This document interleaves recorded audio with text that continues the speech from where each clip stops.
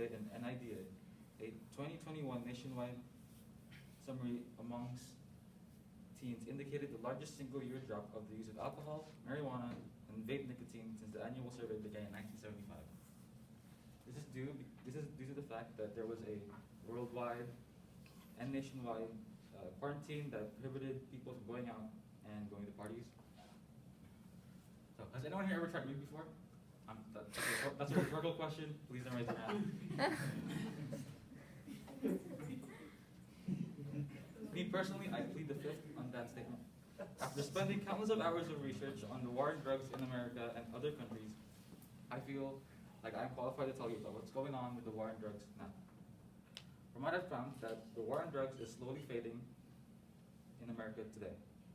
But before I talk about that, I will talk about the history and how it was now and how other countries have dealt with this problem. Okay.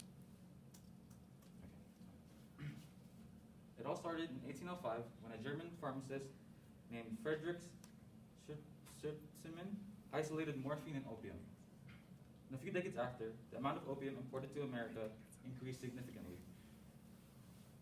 Morphine was then used to treat soldiers that participated in the Civil War, and it is believed that over 400,000 of these soldiers became addicted to the drug. It wasn't until 1875 that the first law that lessened the use of opium, called the Opium Den Ordinance Act, was put in place. Although this law didn't do much because all it did was ban the public use of opium, but the private selling and private use of it was still greatly used. But going over everything that happened in the 1800s to the 1950s would take hours, so instead I'll move on to what happened in the 1950s to 2000s, which is when the war on drugs that we know today started. On 1951, the Boggs Act was put in place, and this act put a charge on the criminal penalties and established mandatory minimum prison sentences for the violation of laws regarding drugs, including cannabis. In 1956, the Narcotics Control Act increased the penalties of mandatory prison sentences. Also, that's opium, the flower over there, if none of you is new. And in the 1960s, 1970s, the number of heroin users went from 40,000 to 500,000, many of them being soldiers in the Vietnam War. Also, in the mid-1970s, the war on drugs took a slight hiatus between 1973 to 1977 as 11 states decriminalized marijuana possession. During that time, there was also an increase in the use of recreational drugs as it became a regular pastime amongst young, white, middle-class Americans.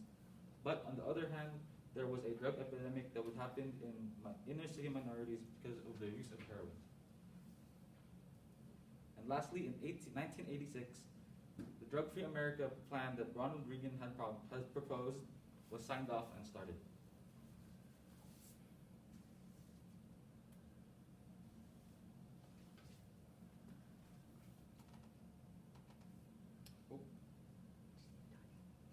The war on drugs in America today looks like this, and there's supposed to be a graph that shows how many people use weed and other different types of substances. And evidently, we can see that marijuana is the most used drug in all ages. The reason being, marijuana was legalized in 37 states, and the acceptance of the drug became worldwide. Nowadays, it's common to know someone who uses marijuana for medical purposes and recreational purposes. Another point of interest is that other drugs have also been more researched on. For example, an article written by Ernesto Landa, this is the graph for the people that like the amount of drugs we use. And for example, in an article written by Ernesto Landa, a writer from the New York Times, writes, the Department of Veterans Affairs recently began offering psychedelic substances as part of clinical trials, which became a major step in determining therapeutical potential of illegal drugs that the federal government had long deemed dangerous. Over time, and after more and more research, the acceptance of drugs in the medical field has been more accepted. To quote the same article, but in recent years, campaigns to expand the research into the medical use of psychedelic substances and make related drug laws more lenient have gained support from all across the country. Lastly, I will talk about how other countries have dealt with their problem on drugs.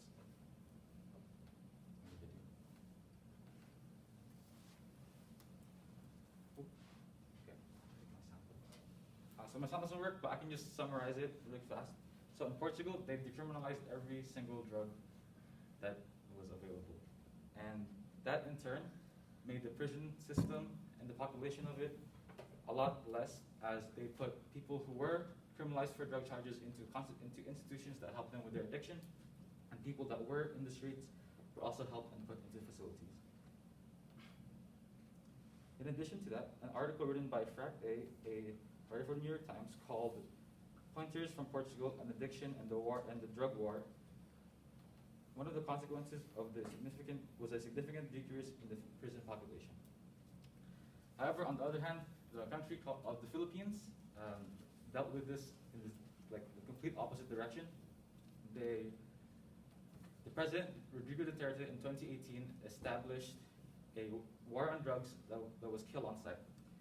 There was a 31.67% less crime, but there was an increase of 18.6% in murder cases, and this was found in an article written by Sigmana. In conclusion, I talked about how the war on drugs started, how it is now, and how other countries have handled the problem. The war on drugs has slowly faded in this country, and hopefully in others.